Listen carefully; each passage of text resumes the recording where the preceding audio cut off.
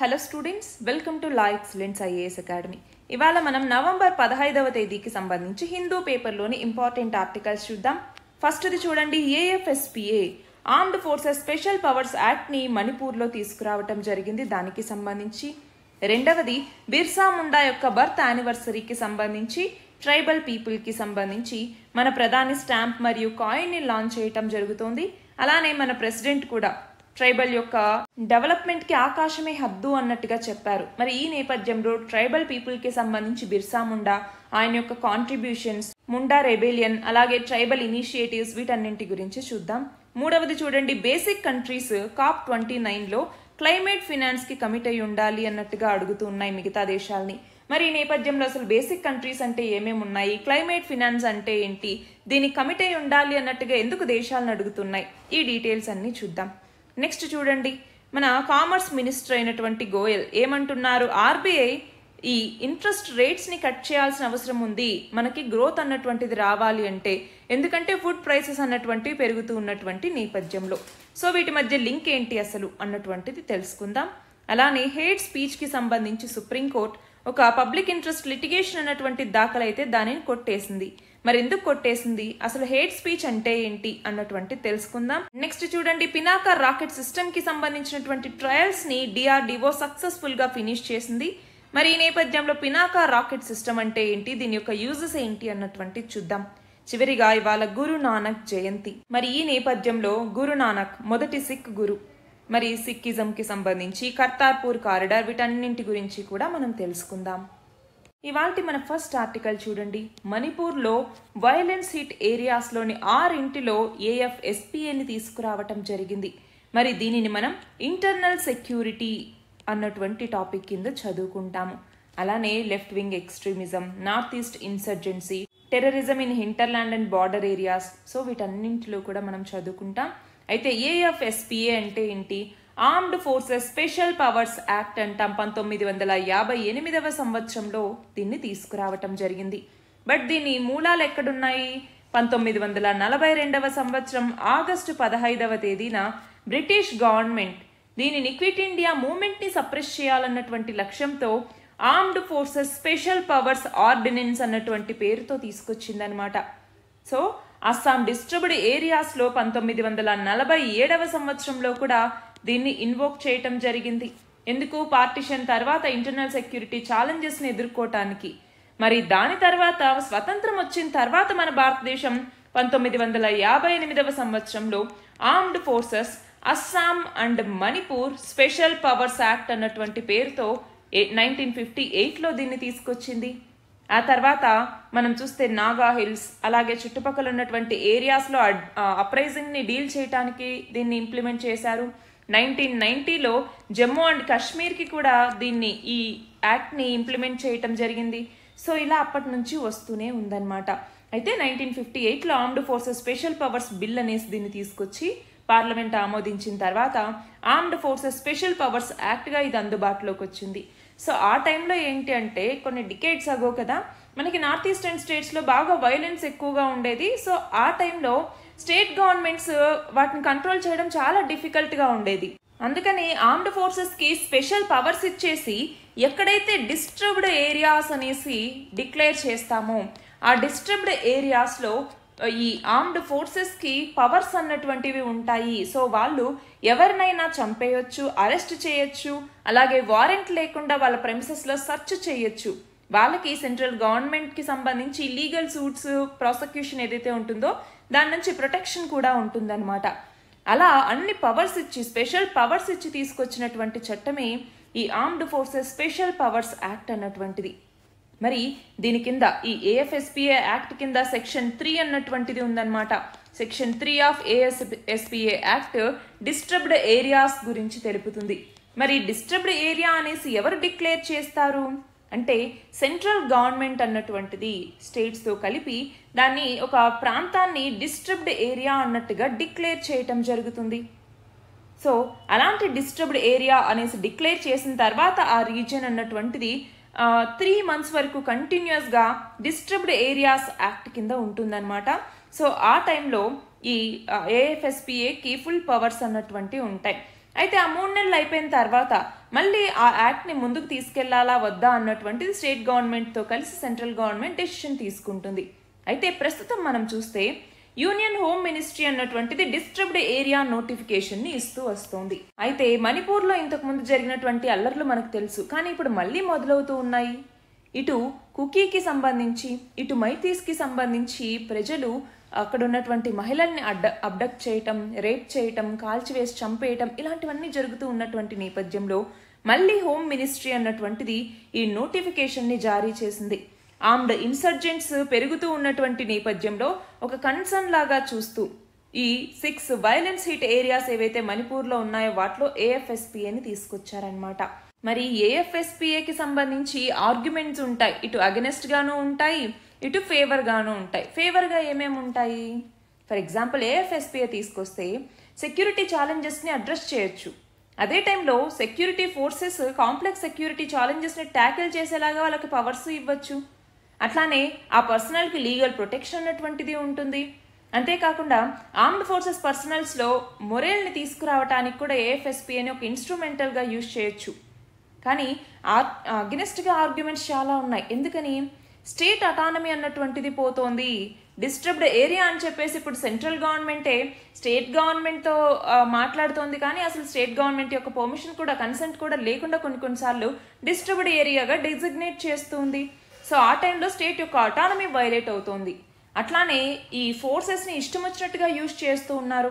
So ఇండివిజువల్కి అగెనెస్ట్గా fire arms అన్నటువంటివి ఇష్టం వచ్చినట్టుగా జరుపుతూ ఉన్నారు. దానివల్ల కూడా కన్సర్న్స్ వ్యక్తమవుతున్నాయి. అలానే సివిల్ లిబర్టీ అన్నటువంటిది పోతోంది. హ్యూమన్ రైట్స్ అన్నటువంటివి కొన్నిసార్లు దెబ్బతింటూ ఉన్నాయి. అకౌంటబిలిటీ అన్నటువంటిది ఉండట్లేదు. ఎందుకని? ఈ సెక్యూరిటీ ఫోర్సెస్కి ఎవరైతే పర్సనల్ ఉంటారో వీళ్ళకి ఈ యొక్క లీగల్ ప్రొటెక్షన్ అన్నటువంటిది ఉంటుంది కాబట్టి ఈ చట్టం ద్వారా. అంతేకాదు కొన్ని చోట్ల అబ్యూజెస్ అన్నటువంటివి జరుగుతున్నాయి, ఎక్స్ట్రా జ్యుడిషియల్ ఎగ్జిక్యూషన్స్ అన్నటువంటివి జరుగుతున్నాయి. సో వీటన్నిటి నేపథ్యంలో ఆర్మ్డ్ ఫోర్సెస్ స్పెషల్ పవర్స్ యాక్ట్ని తీసేయాలి అన్నట్టుగా ఎన్నో కమిటీస్ చెప్పటం జరిగింది, కానీ ఇప్పటికీ అది నడుస్తూ వస్తుంది.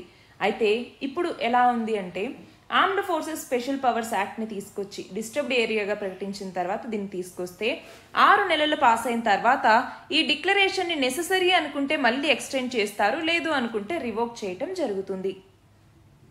మన నెక్స్ట్ ఆర్టికల్ చూడండి. ఇవాళ బిర్సా ముండా యొక్క బర్త్ యానివర్సరీ. ఎప్పుడు జరుపుకుంటాం బిర్సా ముండా బర్త్ యానివర్సరీని? నవంబర్ 15వ తేదీని. అంతేకాదు నవంబర్ 15వ తేదీని మనం జన్ జాతీయ గౌరవ దివస్గా కూడా జరుపుకుంటాం. జన్ జాతీయ గౌరవ దివస్. మరి దీనిని మనం కరెంట్ అఫైర్స్ కింద అట్లానే హిస్టరీ కింద కూడా లింక్ చేసుకుంటాము. అయితే ఇక్కడ బిర్సా ముండా ఎవరు? ఈయన అసలు ఈయన ఒక tribal freedom fighter. Indian independence మూమెంట్లో కీలకమైనటువంటి రోల్ని ప్లే చేసినటువంటి వ్యక్తి, పర్టికులర్గా ట్రైబల్ రీజియన్స్లో అనమాట. మరి ఇతను చోటా నాగ్పూర్ ప్లాట్యూలో ఉన్నటువంటి ముండా ట్రైబ్కి సంబంధించినటువంటి వ్యక్తి. మరి ఇతను మనం చూస్తే బీహార్ అలాగే జార్ఖండ్ వీటిలో బ్రిటిష్ కొలనైజేషన్కి అగెనెస్ట్గా పాటుపడినటువంటి వ్యక్తుల్లో ఈయన కూడా ఒకరు. అంటే ముండా ట్రైబల్కి సంబంధించి ముండా రెబెలియన్ అన్నటువంటిది ఒకటి మనం చదువుకుంటాం. ముండా రెబెలియన్. సో ఇది దేనికి సంబంధించినటువంటిది అంటే బ్రిటిష్ గవర్నమెంట్ అన్నటువంటిది ఫోర్స్ఫుల్గా ల్యాండ్ గ్రాబింగ్ చేస్తోంది అన్నటువంటి నేపథ్యంలో దానికి అగెనిస్ట్గా ట్రైబల్స్ అందరూ కూడా ఈ రెబిలియన్ని నిర్వహించడం జరిగింది. వాళ్ళకి ఈయన లీడర్గా ఉన్నారు. సో ఈయన పీపుల్ని చాలా ఇన్ఫ్లుయెన్స్ చేశారనమాట. మనకి ఓన్గా మన యొక్క ల్యాండ్ ఉంటే దాని యొక్క ఇంపార్టెన్స్ ఏంటి, అలాగే మనకి ఏమేమి రైట్స్ ఉండాలి అన్నట్టుగా ఈయన చెప్పి బ్రిటిష్ వాళ్ళకి వ్యతిరేకంగా పోరాడించినటువంటి వ్యక్తి. అందుకే ముండా రెబిలియన్ లేదా దీన్ని తమర్ రివోల్ట్ అని కూడా పిలుస్తూ ఉంటారు. తమర్ రివోల్ట్ అని, లేదు అంటే ఉల్ గులాన్ అని కూడా పిలుస్తూ ఉంటారు. లేట్ 19th సెంచరీకి సంబంధించినటువంటిది ఇది. అందుకే ఈయనని తర్వాత లీడర్గా అయిన తర్వాత ఒక నిక్ నేమ్తో పిలిచేవాళ్ళు. అదే ఏంటి? ధర్తీ ఆబా అన్నట్టుగా. ధర్తీ ఆబా అంటే ఫాదర్ ఆఫ్ ద ఎర్త్ అనేసి మీనింగ్ వస్తుంది. సో జార్ఖండ్ స్టేట్కి సంబంధించి ఈయన రికగ్నిషన్ని, ఆయన నేషనల్ మూమెంట్లో చేసినటువంటి ఇంపాక్ట్ని గుర్తించి ఆయన యొక్క బర్త్ యానివర్సరీ 2000లో క్రియేట్ చేయటం జరిగింది. నవంబర్ 15ని బిర్సా ముండా యొక్క బర్త్ యానివర్సరీగా డిక్లేర్ చేశారు. అయితే దీనిని జన్ జాతీయ గౌరవ దివాస్ అన్నట్టుగా సెంట్రల్ గవర్నమెంట్ 2021లో అనౌన్స్ చేసింది. అంతేకాదు వివిధ రకాల స్కీమ్స్ని కూడా ఈయన యొక్క పుట్టినరోజు సందర్భంగా తీసుకురావటం జరిగింది. మరి 1875వ సంవత్సరం నవంబర్ 15వ తేదీన జన్మించారు ఈయన. మరి ఈ నేపథ్యంలోనే మన ప్రధాని నరేంద్ర మోదీ పిఎం జన్మన్ అన్నటువంటి స్కీమ్ని లాంచ్ చేశారు. పిఎం జన్మన్ అనేసి. ఏంటి పిఎం జన్మన్ అంటే? ప్రధానమంత్రి జన్ జాతి ఆదివాసీ న్యాయ మహాభియాన్ అంటాం. 2023వ సంవత్సరం నవంబర్ 15వ తేదీన జార్ఖండ్లోని కుంతి డిస్ట్రిక్ట్లో జనజాతీయ గౌరవ దివస్ సందర్భంగా మన ప్రధాని ఈ స్కీమ్ని స్టార్ట్ చేశారు. సో దీని ద్వారా ఏంటి అంటే ట్రైబల్ పీపుల్ ఎవరైతే ఉంటారో వాళ్ళలో డెవలప్మెంట్ అన్నటువంటి తీసుకురావాలి. ఎస్పెషల్గా పీవీటీజీ కమ్యూనిటీస్లో. పీవీటీజీ అంటే ఏంటి? పర్టికులర్లీ వల్నరబుల్ ట్రైబల్ గ్రూప్స్ లేదా అత్యంత దుర్బల గిరిజన సమూహాలు అనేసి పిలుస్తూ ఉంటాం. మరి దీని ద్వారా ట్రైబల్ ఎంపవర్మెంట్ చేపట్టాలి అన్నటువంటి లక్ష్యంతో 700కు పైగా షెడ్యూల్డ్ ట్రైబ్స్ మీద ఇది బెనిఫిట్ని చేకూరుస్తుంది. అంతేకాదు 5.38 కోట్ల ట్రైబల్ పాపులేషన్కి ఇది బెనిఫిట్ని ఇస్తుంది. ఇది కాకుండా పిఎం జన్ధన్ యోజన కావచ్చు, Ayushman cards, Aadhaar enrolment, community certificates ఇవన్నీ కూడా ట్రైబల్ పీపుల్కి అందిస్తారు. వాళ్ళ యొక్క క్వాలిటీ ఆఫ్ లైఫ్ని ఇంప్రూవ్ చేసేలాగా దాదాపు 24,000 కోట్ల రూపాయలతో ఈ యొక్క స్కీమ్ని తీసుకొచ్చారు. మరి ఈ నేపథ్యంలో ఒక క్వశ్చన్కి ఆన్సర్ చేయండి. అది ఏంటి అంటే world tribal day. World tribal డేని ఏ రోజున నిర్వహిస్తారు అన్నటువంటిది మీరు కమెంట్స్లో చెప్పండి. ఇక్కడ చూడండి, మన ప్రెసిడెంట్ అయినటువంటి ద్రౌపది ముర్ము ఈమె ట్రైబ్స్ యొక్క డెవలప్మెంట్కి ఆకాశమే హద్దు అన్నట్టుగా చెప్తూ ఉన్నారు. అంతేకాదు ఈమె ఫస్ట్ ట్రైబల్ ప్రెసిడెంట్ మన ఇండియాకి. మరి ఈమె ఏ ట్రైబ్కి సంబంధించినటువంటి వ్యక్తి అన్నటువంటిది కూడా మీరు కమెంట్స్లో చెప్పండి. మన నెక్స్ట్ ఆర్టికల్ చూడండి, COP29కి సంబంధించి. సో దీనిని మనం ఏ సబ్జెక్ట్ కింద చదువుకుంటాము? ఎన్వైరన్మెంట్. మనందరికీ తెలుసు, రీసెంట్గా చదువుకుంటూనే ఉన్నాం. COP29 ఎక్కడ జరుగుతుంది? అజర్బైజాన్లోని బాకులో. మరి ఇందులో బేసిక్ కంట్రీస్ అన్నటువంటివి క్లైమేట్ ఫినాన్స్ గురించి ఇక్కడ మాట్లాడుతూ ఉన్నాయి. మరి ఈ నేపథ్యంలో అసలు బేసిక్ కంట్రీస్ అంటే ఏంటి? ఏమేమి వస్తాయి బేసిక్ కంట్రీస్ అంటే? ఇందులో బ్రెజిల్, అలాగే సౌత్ ఆఫ్రికా, అలానే ఇండియా, అలానే చైనా. ఈ 4ంటిని కలిపి బేసిక్ కంట్రీస్ అనేసి పిలుస్తూ ఉంటాము. మరి ఈ బేసిక్ కంట్రీస్ ఏమంటూ ఉన్నాయి? ప్యారిస్ అగ్రిమెంట్ ఏదైతే 2015లో మనం తీసుకొచ్చామో ఈ ప్యారిస్ అగ్రిమెంట్ని సరిగ్గా ఇంప్లిమెంట్ చేయాల్సినటువంటి అవసరం అన్నటువంటిది ఉంది. ఇది ఒక లీగల్లీ బైండింగ్ ఇంటర్నేషనల్ ట్రీటీ. మరి లీగల్లీ బైండింగ్ అన్నప్పుడు తప్పనిసరిగా చేయాలి కదా, క్లైమేట్ ఫినాన్స్ అన్నటువంటిది కూడా ఇవ్వాలి కదా అన్నట్టుగా ఈ బేసిక్ కంట్రీస్ అన్ని అడుగుతూ ఉన్నాయన్నమాట. మనము ప్యారిస్ అగ్రిమెంట్ కింద ఏమనుకున్నాము? Global greenhouse gas emissions అన్నటువంటివి 2100వ సంవత్సరానికల్లా, అంటే ఈ శతాబ్దం చివరి నాటికల్లా 2 డిగ్రీల సెల్సియస్ కన్నా తగ్గించుకోవాలి.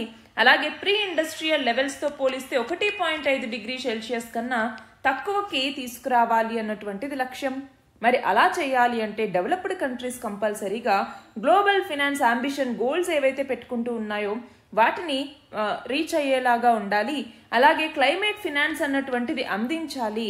ఫర్ ఎగ్జాంపుల్ ఎమర్జింగ్ ఎకానమీస్ ఏవైతే ఉన్నాయో అవి నెట్ జీరో టార్గెట్ని చేరుకోవాలి అన్నా, అలాగే ఎన్డీసీస్ నేషనల్లీ డిటర్మైన్డ్ కాంట్రిబ్యూషన్స్ని తీసుకోవాలి అన్నా కూడా, అంటే చేరుకోవాలి అన్నా కూడా దానికి క్లైమేట్ ఫినాన్స్ అన్నటువంటిది చాలా చాలా ఇంపార్టెంట్. అందుకే ఇప్పుడు COP29లో ఒక కాన్సెప్ట్ తీసుకొచ్చారు, న్యూ కలెక్టివ్ క్వాంటిఫైడ్ గోల్ అని చెప్పేసి. మరి దీనికోసం క్లైమేట్ ఫినాన్స్ అన్నటువంటిది కంపల్సరీ. ఇందులో క్లైమేట్ ఫినాన్స్ని డెవలపింగ్ కంట్రీస్ అన్నటువంటివి ఈ క్లైమేట్ని మిటిగేట్ చేయటంలో, అంటే గ్రీన్ హౌస్ గ్యాస్ ఎమిషన్స్ని ప్రివెంట్ చేయటంలోను, అలానే అడాప్టేషన్ మెజర్స్ అంటే ఏంటి, వల్నరబుల్ రీజియన్స్, కమ్యూనిటీస్ వీటికి హెల్ప్ చేయటం ద్వారా క్లైమేట్ చేంజ్ యొక్క ఇంపాక్ట్స్ని అడాప్ట్ చేసుకునేలాగా ఆ దేశాలు మారగలవు. సో అలా చేయటానికి క్లైమేట్ ఫినాన్స్ అన్నటువంటిది చాలా అవసరం. ఎందుకంటే వాటికి చాలా లిమిటెడ్ రిసోర్సెస్ ఉంటాయి. జాగ్రఫికల్ ఫ్యాక్టర్స్ అన్నటువంటివి ఎక్స్ట్రీమ్ వెదర్ కండిషన్స్కి అవి ఎక్కువ లోన్ అవుతూ ఉంటాయి. అలానే క్లైమేట్కి సంబంధించి రెసిలియన్స్ అన్నటువంటిది అక్కడ సరిగ్గా ఉండదు. దాంతో అక్కడ వివిధ సెక్టార్స్, ఫర్ ఎగ్జాంపుల్ అగ్రికల్చర్ ఇలాంటి వాటి మీద ఎక్కువ ప్రభావం అన్నటువంటిది ఉంటుంది. కాబట్టి క్లైమేట్ చేంజ్ని అడాప్ట్ చేసుకోవాలి అన్నా, క్లైమేట్ రిలేటెడ్ డిజాస్టర్స్ నుంచి రికవర్ అవ్వాలి అన్నా కూడా వాటికి కావాల్సినటువంటి రిసోర్సెస్ని ఫినాన్స్ రూపంలో అందించాల్సిన అవసరం ఉంది అన్నట్టుగా ఈ ఆర్టికల్. మన నెక్స్ట్ ఆర్టికల్ చూడండి. ఆర్బీఐ ఇంట్రెస్ట్ రేట్స్ని కట్ చేయాల్సిన అవసరం ఉంది గ్రోత్ పెరగాలంటే అన్నట్టుగా ఇక్కడ మన యొక్క కామర్స్ మినిస్టర్ చెప్తూ ఉన్నారు. సో దీనిని మనం ఏ సబ్జెక్ట్లో లింక్ చేసుకుంటాము? ఎకానమీలో. అయితే ఈయన ఏమన్నారు? ఫుడ్ ఇన్ఫ్లేషన్ అలాగే ఇంట్రెస్ట్ రేట్స్కి మధ్య లింక్ అన్నటువంటి దాన్ని ఇక్కడ ఈయన డిస్క్రైబ్ చేయటం జరిగింది.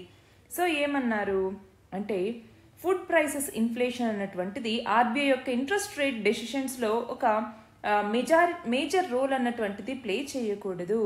ఎందుకు అంటే ఫుడ్ ఇన్ఫ్లేషన్ అలాగే ఇంట్రెస్ట్ రేట్స్ ఇవి రెండింటికి లింక్ అన్నటువంటిది అబ్సల్యూట్లీ ఒక ఫ్లాడ్ థియరీ అన్నట్టుగా ఈయన వర్ణించటం జరిగింది.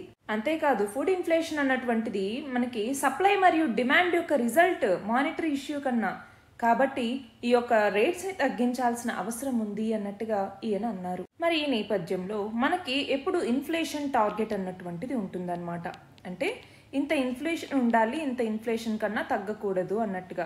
అది ఎంత ఉంటుంది మనకి? నార్మల్గా 4 ± 2%. అంటే మినిమం 2% ఇన్ఫ్లేషన్ అన్నటువంటిది ఉండాలి, మ్యాక్సిమం 6% మించకూడదు అన్నట్టుగా. మరి ఈ నేపథ్యంలోనే మనం ఒకటి గమనించాలి. ఎప్పుడైనా ఇంట్రెస్ట్ రేట్స్కి సంబంధించి అటు ఇటు అయింది అంటే దాని యొక్క కాన్సిక్వెన్సెస్ ఎలా ఉంటాయి అన్నట్టుగా. అంటే ఏంటి?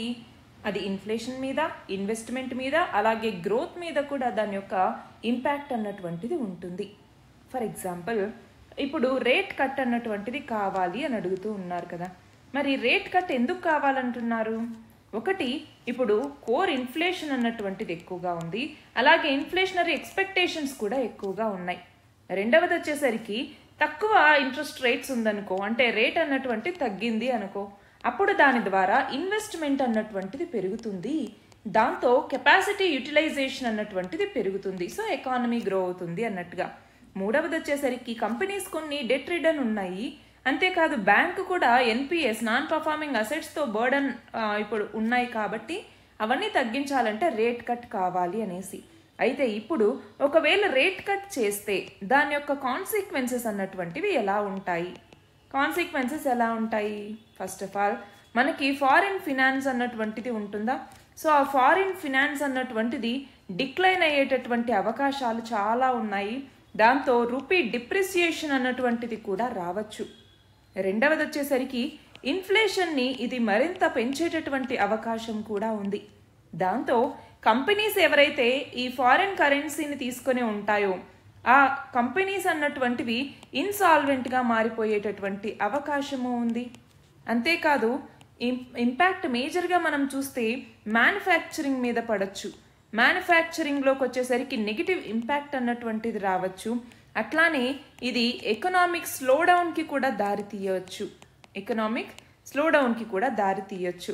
మరి ఈ ఇష్యూని ఎలా అడ్రస్ చేయాలండి? ఒకటి, ఇప్పుడు ఫారిన్ ఫినాన్సెస్ తీసుకొని మనం ఇక్కడ గ్రోత్ని తీసుకోవాలనుకుంటున్నాం, దాని బదులుగా మనం ఇక్కడ ఎక్స్పోర్ట్స్ పెంచుకోవటం, డొమెస్టిక్ డిమాండ్ అన్నటువంటిది పెంచుకోవటం లాంటివి చేయాలి. అట్లానే మన కరెంట్ అకౌంట్ ఎప్పుడూ డెఫిసిట్లో ఉంటుంది, సో కరెంట్ అకౌంట్ సర్ప్లస్ అన్నటువంటిది మనకు కావాలి, దాన్ని ఫోకస్ చేస్తూ మనం పాలసీస్ని తీసుకురావాలి. అట్లానే మన మ్యానుఫ్యాక్చరింగ్ సెక్టార్ అన్నటువంటిది ఇంపోర్ట్ డిపెండెన్సీని తగ్గించుకోవాలి. అలాగే డొమెస్టిక్ డిమాండ్ అన్నటువంటిది పెరిగింది అంటే అలాగే ఇన్కమ్ గ్రోత్ అన్నటువంటిది పెరగాలి, ఎస్పెషల్లీ అగ్రికల్చర్ నుంచి. అలాంటి టైంలో మనము పాలసీ రేట్స్ ఎలా పెంచినా తగ్గించినా కూడా పెద్ద ఇంపాక్ట్ అన్నటువంటిది మన దేశం మీద పడకపోవచ్చు. మన నెక్స్ట్ ఆర్టికల్ చూడండి, హేట్ స్పీచ్కి సంబంధించి. దీనిని మనం పాలిటీలో చదువుకుంటాం. అయితే సుప్రీంకోర్టు ముందుకి ఒక పబ్లిక్ ఇంట్రెస్ట్ లిటిగేషన్, ప్రజా ప్రయోజన వ్యాజ్యం అన్నటువంటిది వచ్చింది. ఎవరి దగ్గర నుంచి అంటే హిందూ సేనా సమితి అన్నటువంటి ఒక ఆర్గనైజేషన్ ఏమని చెప్పింది? పొలిటికల్ లీడర్స్ ఇష్టం వచ్చినట్టుగా హేట్ స్పీచ్ని ఇస్తూ ఉంటారు, దాన్ని ప్రివెంట్ చేయడానికి గైడ్ లైన్స్ని తీసుకురండి అన్నట్టుగా సుప్రీంకోర్టుకి ఈ పబ్లిక్ ఇంట్రెస్ట్ లిటిగేషన్ని వేస్తే సుప్రీంకోర్టు ఏమని చెప్పింది? ఫాల్స్ క్లెయిమ్ని లేదంటే రాంగ్ అసర్షన్ని హేట్ స్పీచ్గా పరిగణలోకి తీసుకోలేము. హేట్ స్పీచ్ అంటే ఏంటి? ద్వేషపూరిత ప్రసంగం అంటాము.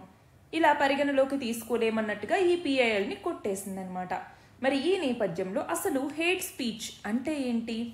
హేట్ స్పీచ్ మనకి హేట్ స్పీచ్ అన్నటువంటి దానికి సంబంధించి law commission of India law commission ఏం చేసింది, తన యొక్క 267th రిపోర్ట్లో హేట్ స్పీచ్ అంటే చెప్పిందనమాట. ఏమని అంటే race, ethnicity, gender, sexual orientation, religious belief ఇలా ఏవైనా కావచ్చు, వాటికి అగెనెస్ట్గా హేట్రెడ్ని గనక పెంచాలి అనేసి ఏదైనా స్టేట్మెంట్ని ఇస్తే దాన్ని హేట్ స్పీచ్ అంటారు. మరి హేట్ స్పీచ్ అన్నటువంటిది ఇండివిజువల్స్ని, గ్రూప్స్ని టార్గెట్ చేసుకుని వాళ్ళకి హార్మ్ చేసే విధంగా ఉంటుంది. అంతేకాదు సొసైటీనే మనం చూస్తే ఇది ఇంపాక్ట్ చేస్తుంది. అది హేట్రెడ్ని పెంచవచ్చు, వైలెన్స్ని పెంచవచ్చు, డిస్క్రిమినేషన్, ఇంటాలరెన్స్ వీటన్నింటినీ కూడా పెంచే అవకాశం అన్నటువంటిది ఉంది. బట్ మనకి రాజ్యాంగంలో ఆర్టికల్ 19 క్లాజ్ 1 సబ్ క్లాజ్ ఏ అన్నటువంటిది ఉంది. ఇది దేని గురించి తెలుపుతుంది? Freedom of speech and expression, అంటే మాట్లాడగలిగినటువంటి స్వేచ్ఛ అన్నటువంటిది సిటిజన్స్కి ఫండమెంటల్ రైట్గా ఉంది. మరి ఈ నేపథ్యంలోనే మరి ఇష్టం వచ్చినట్టు మాట్లాడచ్చా, మనకి మాట్లాడే హక్కు ఉందని మాట్లాడచ్చా అంటే లేదు. దీనికి కూడా కొన్ని ఎక్సెప్షన్స్ అన్నటువంటివి ఉన్నాయి. ఎక్సెప్షన్స్ ఏంటి? ఆర్టికల్ 19 క్లాజ్ 2 కింద అనమాట. సో ఈ రైట్కి రీజనబుల్ రెస్ట్రిక్షన్స్ అన్నటువంటివి ఉన్నాయి. సో ఎలాంటి రెస్ట్రిక్షన్స్? ఫర్ ఎగ్జాంపుల్ మనము సావర్నిటీ, ఇంటిగ్రిటీ, సెక్యూరిటీ, లేదంటే ఫారిన్ స్టేట్స్తో ఫ్రెండ్లీ రిలేషన్స్ కోల్పోయేలాగా, లేదా పబ్లిక్ ఆర్డర్ అన్నటువంటిది పోయేలాగా, డిగ్నిటీ, మొరాలిటీ, లేదా అనుకుంటే కంటెంప్ట్ ఆఫ్ కోర్ట్, డిఫమేషన్ ఇలాంటివి వచ్చేలాగా ఏ మాటలు కూడా మాట్లాడకూడదు. సో ఇలాగా రెస్ట్రిక్షన్స్ అన్నటువంటివి కూడా ఉన్నాయన్నమాట. అంతేకాదు మనకి రిప్రజెంటేషన్ ఆఫ్ పీపుల్స్ యాక్ట్ 1951 అన్నటువంటిది ఉంది. ఇందులో సెక్షన్ 8 అన్నటువంటిది ఏం చెప్తుంది అంటే ఎవరైతే ఎలక్షన్లో కంటెస్ట్ చేస్తూ ఉన్నారో ఆ పర్సన్ యొక్క ఫ్రీడమ్ ఆఫ్ స్పీచ్ అన్నటువంటిది ఇల్లీగల్గా యూజ్ చేయకూడదు, అంటే ఇష్టం వచ్చినట్టుగా మాట్లాడకూడదు, ప్రజల యొక్క సెంటిమెంట్స్ని దెబ్బతీసేలాగా ఉండకూడదు అన్నట్టుగా చెప్తుంది. అంతేకాదు మనకి షెడ్యూల్డ్ కాస్ట్ అండ్ షెడ్యూల్డ్ ట్రైబ్స్కి సంబంధించి ప్రివెన్షన్ ఆఫ్ అట్రాసిటీస్ యాక్ట్ అనేసి 1989లో తీసుకొచ్చాం. దాంట్లో కూడా హేట్ స్పీచ్ అన్నటువంటిది ప్రివెంట్ చేసేలాగా ప్రొవిజన్స్ అన్నటువంటివి ఉన్నాయి. అంతేకాదు protection of civil rights act 1955 అది కూడా దీనికి సంబంధించింది. ఇంకా హేట్ స్పీచ్కి సంబంధించి జ్యుడిషియల్ ఏవైతే కేసెస్ ఉంటాయో అవి కూడా గుర్తుపెట్టుకోవాలి. అందులో ముఖ్యంగా ఒక కేసు, అదేంటి? Shreya Singhal versus union of India case. Shreya Singhal versus union of India 2015 అనమాట. దీంట్లో ఏంటి? ఇన్ఫర్మేషన్ టెక్నాలజీ యాక్ట్ 2000లో ఉన్నటువంటి సెక్షన్ 66A సంబంధించి, so fundamental right of free speech and ఎక్స్ప్రెషన్కి సంబంధించి ఆర్టికల్ 19 క్లాజ్ 1 సబ్ క్లాజ్ ఏలో ఇచ్చారు కదా, అందులో కోర్ట్ ఏమని డిఫరెన్షియేట్ చేసింది మనం చూస్తే ఆర్టికల్ 19 క్లాజ్ 1లో 2 ఎసెన్సెస్ ఉన్నాయి. ఒకటి వచ్చేసరికి ఏంటి? డిస్కషన్ వీటికి వేరు, అడ్వకసీ వీటికి వేరు. అలాగే ఇంకొకటి వచ్చేసరికి ఆ స్పీచ్ అన్నటువంటిది ప్రభావితం ఎలా చేస్తోంది అన్నట్టుగా. సో హేట్ స్పీచ్ అన్నటువంటిది వేరు, రాంగ్గా అసర్షన్ చేసుకోవటం, లేదు అనుకుంటే ఏదైనా డిస్కషన్ కావచ్చు, ఇవన్నీ కూడా సపరేట్ అన్నట్టుగా చెప్పిందనమాట సుప్రీంకోర్టు. అంతేకాదు సెక్షన్ 66A కొట్టివేయటం కూడా జరిగింది. సెక్షన్ 66A ఏమని చెప్తుంది? 3 years ఇంప్రిజన్మెంట్, ఎవరైనా సోషల్ మీడియా మెసేజ్ అన్నాయన్స్ని కానీ లేదంటే గ్రాస్లీ అఫెన్సివ్ని గనక చేసేలా ఉంటే వాళ్ళకి 3 years ఇంప్రిజన్మెంట్ అన్నట్టుగా చెప్తుంది. బట్ దీనిని కొట్టివేయటం జరిగింది సుప్రీంకోర్టు. సో ఇవన్నీ కూడా గుర్తుంచుకోవాలి హేట్ స్పీచ్ అన్నప్పుడు. మన నెక్స్ట్ ఆర్టికల్ చూడండి, పినాకా రాకెట్ సిస్టమ్కి సంబంధించి. దీనిని మనం సైన్స్ అండ్ టెక్నాలజీలో డిఫెన్స్ లేదా డిఫెన్స్ టెక్నాలజీ అన్నటువంటి టాపిక్ కింద చదువుకుంటాము. అయితే రీసెంట్గా ఏమైంది? DRDO పినాకా రాకెట్ సిస్టమ్కి సంబంధించి సక్సెస్ఫుల్గా ఫ్లైట్ టెస్ట్లన్నీ కంప్లీట్ అయ్యాయి అన్నట్టుగా చెప్పింది. మరి ఈ పినాకా రాకెట్ సిస్టమ్ ఏదైతే ఉందో ఇది MBRL సిస్టమ్. MBRL అంటే ఏంటి? Multi barrel rocket launch system అని కూడా పిలుస్తూ ఉంటాము. మరి దీనిని ARDE అన్నటువంటిది ఏంటి అంటే armament research and development establishment అంటాము. ఇది DRDOకి సంబంధించినటువంటి లేబొరేటరీ. మరి ఇది ఈ యొక్క పినాకా మల్టీ బ్యారల్ రాకెట్ లాంచర్ని డెవలప్ చేయటం జరిగింది. మరి దీనిని ఫస్ట్ టైం మనం చూస్తే ఈ పినాకాని ఇప్పుడు కాదు, మీ యొక్క కార్గిల్ వార్ ఏదైతే జరిగిందో అప్పట్లోనే దీన్ని యూజ్ చేశారు. సక్సెస్ఫుల్గా పాకిస్తాన్ ఆర్మీ పొజిషన్స్ని న్యూట్రలైజ్ చేయటం జరిగింది. సో మనం ఏదైనా టార్గెట్ ఏరియాని పెట్టుకుంటే, ఫర్ ఎగ్జాంపుల్ ఎనిమీ ట్రూప్స్ని ఎక్స్పోజ్ చేయాలన్నా, లేదు సాఫ్ట్ స్కిన్ వెహికల్స్కి సంబంధించి, కమ్యూనికేషన్ సెంటర్స్కి సంబంధించి, లేదా ఎయిర్ టెర్మినల్ కాంప్లెక్స్లు కావచ్చు, అమ్యునిషన్ డంప్స్, ఇలాంటి వాటిని టార్గెట్గా చేసుకుని మనం ఈ పినాకా రాకెట్ సిస్టమ్ని అక్కడ ప్రయోగించవచ్చు. మరి దీని యొక్క రేంజ్ వచ్చేసరికి ఇప్పుడు పినాకా రాకెట్ సిస్టమ్ యొక్క రేంజ్ 60 నుంచి 75 కిలోమీటర్లకి రేంజ్ని పెంచారు. అంతేకాదు దీనిని కౌంటర్ టెర్రరిజం ఆపరేషన్స్కి, బార్డర్ డిఫెన్స్కి, అలాగే కన్వెన్షనల్ వార్ఫేర్కి కూడా మనం యూజ్ చేయొచ్చు అనమాట. అయితే ఈ పినాకా రాకెట్ సిస్టమ్ ద్వారా మనం చూస్తే కేవలం 44 సెకండ్స్లోనే 12 రాకెట్స్ని ప్రయోగించవచ్చు. అంతేకాకుండా ఇందులో 6x6 లేదంటే 8x8 ట్రక్ని హై మొబిలిటీలో మనం ఒక చోట ఉంచి ఫైర్ చేయొచ్చు అనమాట. అయితే మనం ఇక్కడ గమనించాల్సింది ఏంటి, పినాకాలో కూడా చాలా వర్షన్స్ ఉన్నాయి. ఫర్ ఎగ్జాంపుల్ పినాకా MA1 అనుకోండి, దీని రేంజ్ కేవలం 40 కిలోమీటర్స్ మాత్రమే. అది కాకుండా MK2 రేంజ్ అన్నటువంటిది మనం చూస్తే ఇప్పుడు 60 నుంచి 75 కిలోమీటర్లకి దీనిని పెంచారు. ఇంకొకటి తొందరలో పినాకా గైడెడ్ వేరియంట్ని తీసుకొస్తే అది దాదాపు 90 కిలోమీటర్ల వరకు రేంజ్ అన్నటువంటిది బెటర్ యాక్యురసీతో వెళ్లే అవకాశం అన్నటువంటిది ఉంటుంది. అయితే ఇప్పుడు మనం చూస్తే వీటికి శాటిలైట్ గైడెన్స్ అన్నటువంటిది ఉంటుంది కాబట్టి యాక్యురసీ అన్నటువంటిది ఎక్కువగా ఉంటుంది. వెరైటీ ఆఫ్ వార్ హెడ్స్ని వీటి నుంచి మనం ఈ పినాకా రాకెట్స్ క్యారీ చేయొచ్చు. అట్లానే మనం ఎక్కడన్నా ఒక షార్ట్ టర్మ్లో మనం దీన్ని డిప్లాయ్ చేయాలి అన్నా, లేదు మళ్ళీ దీన్ని రీలోడ్ చేసుకోవాలన్నా అదంతా కూడా ఈజీ. అంతేకాదు ఇది ఎక్స్పాండబుల్. ఆపరేషనల్ యూజ్కి అంటే ఇండియన్ ఆర్మీ అన్నటువంటిది మౌంటైనస్, ఈ రగ్గడ్ టెరైన్స్ ఉంటాయా, వాటిలో యూజ్ చేసుకోవడానికి ఈ పినాకా రాకెట్ సిస్టమ్ అన్నటువంటిది ఎంతగానో ఉపయోగపడుతుంది. మన లాస్ట్ ఆర్టికల్ చూడండి. ఇవాళ గురు నానక్ జయంతి. కార్తీక మాసంలో 15వ లూనార్ డే ఏదైతే ఉంటుందో ఆ రోజుని మనం గురు నానక్ జయంతి అనేసి సెలబ్రేట్ చేసుకుంటాం.